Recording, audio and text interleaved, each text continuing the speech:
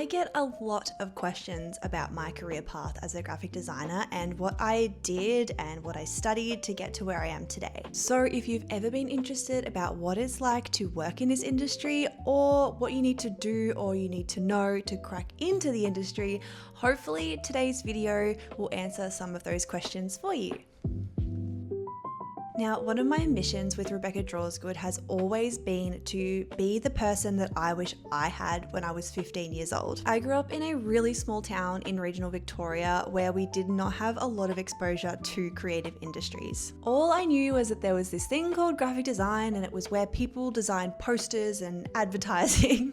Talk about narrow-minded. I am now working as a freelance graphic designer, illustrator, and content creator, and I've worked for brands such as Cotton On Kids, Apple, Logitech, Desky, just to name a few. And when I was 15 years old, I had no idea that I would be where I am today. So let's chat about how the hell I got here. Now, I knew I wanted to be a graphic designer from quite a young age, which a lot of people think is kind of wild. I have always been creative. Now, I'm not sure when it was that my logical brain clocked in, but when I learned about what graphic design was and that it was a way for me to do creative things and make cool stuff and get paid to do it, I was like, you know what? I think maybe that's for me.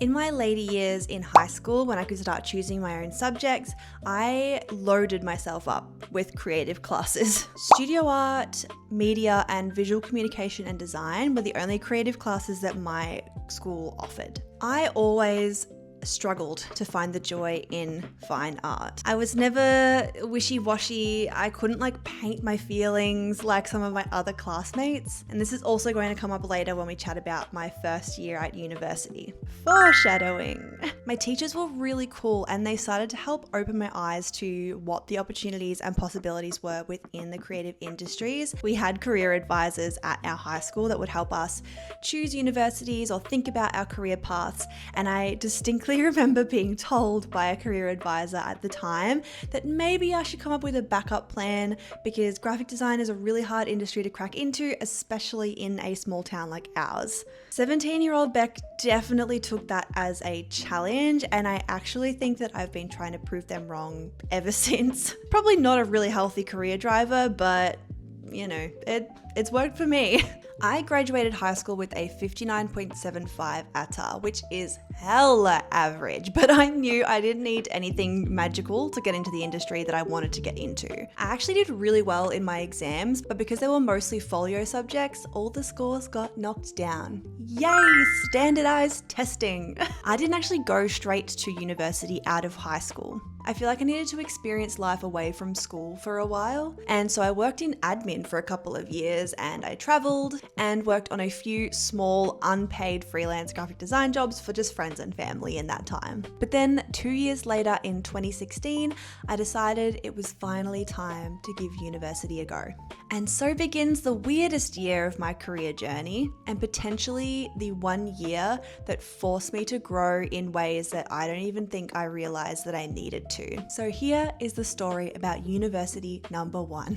My first experience with university was in Mildura, Victoria. Yeah, I went from regional to more regional. I was so scared to step that far out of my comfort zone and move to Melbourne at this stage. And I think I would later realize that the universe needed me to do this year in Mildura to push me to eventually end up in Melbourne, but we'll get there soon. The university in Mildura did not offer a graphic design only course. They offered a Bachelor of Creative Arts, which encompassed both fine art and graphic design for the first year, and then you could specialize in fine art or graphic design for the following 2 years. But it was about 90% fine art and 10% graphic design. And so when my first year was drawing to a close, that was when I learned that they did not have the funding nor the resources to continue the graphic design stream. I just spent a whole year studying something that was going to count for nothing. I mean, that's not entirely true. I still take a lot of things that I learned in my art history class into a lot of scenarios today. Who knew? But I did have to leave with no paperwork to show for it. I went back home with my tail between my legs and started making new plans. It was time to do the scary thing and move to Melbourne. Enter Billy Blue College of Design. I still actually remember driving the 5 odd hours with dad all the way to the city from our hometown. The Billy Blue building was actually still on Little Collins Street at that time, and I was quite overwhelmed by the bustling city, but as soon as I walked in, I just felt this energy about it, which sounds so woo-woo, but let me explain. It felt like I'd found my place. There was art on the walls, it was also like open plan and warm, and the people that invited us in were so lovely and looked so creative. I started to see people who looked how my creative soul felt. Going into the classrooms to chat to lecturers, seeing current student work, I realized I'd found my people, and more importantly, I had found my university. I think I applied as a mature age student for the Diploma of Graphic Design that day, like when we got home, and I actually got accepted the next day. I was so excited, albeit a little nervous about making the move to Melbourne. It was the furthest I'd ever lived from family, and although there were times of homesickness, the thing about finding a university full of like-minded people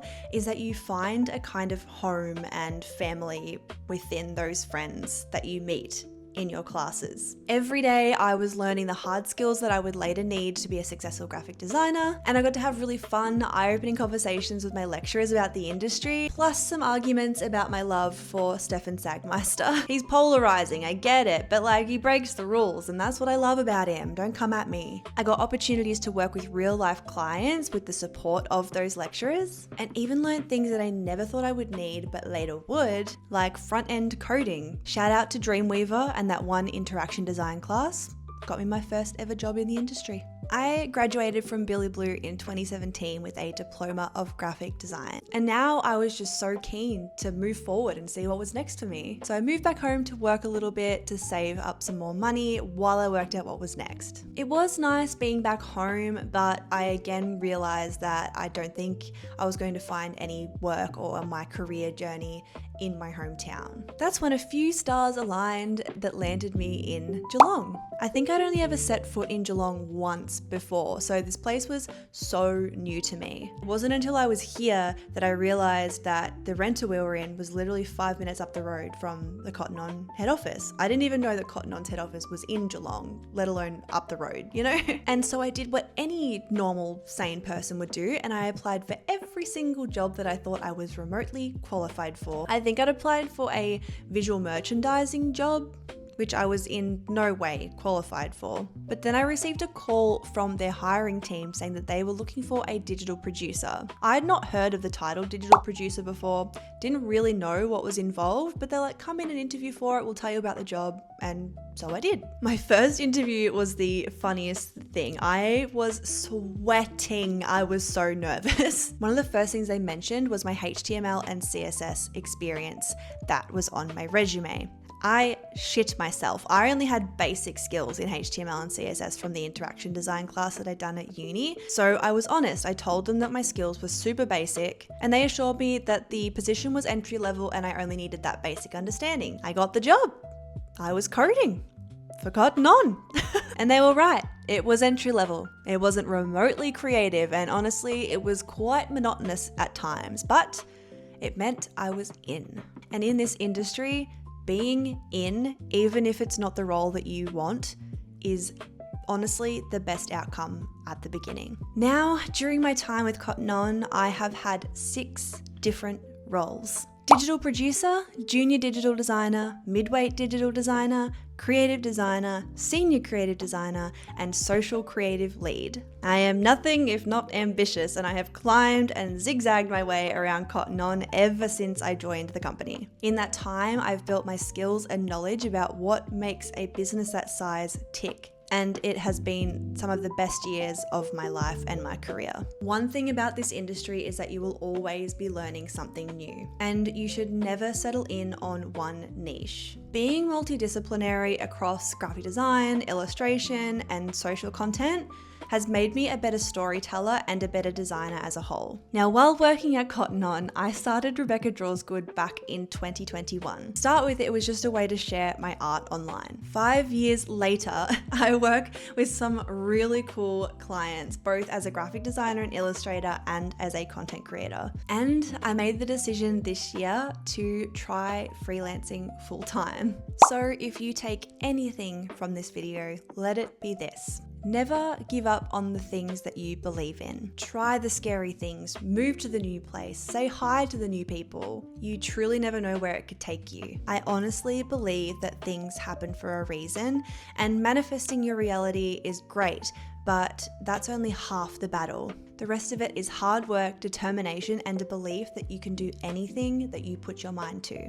I believe a key to being successful in the design industry is a combination of a good university and good studying opportunities, plus a whole lot of life and industry experience. But I hope you've learned something today from my crazy, loopy, zigzaggy career so far. And if you want to continue to see what I'm up to in my career, because Lord knows it changes every single week, make sure you subscribe to my channel here, but also follow me on Instagram and TikTok to see even more of the craziness of my creative life. Until next time, stay creative.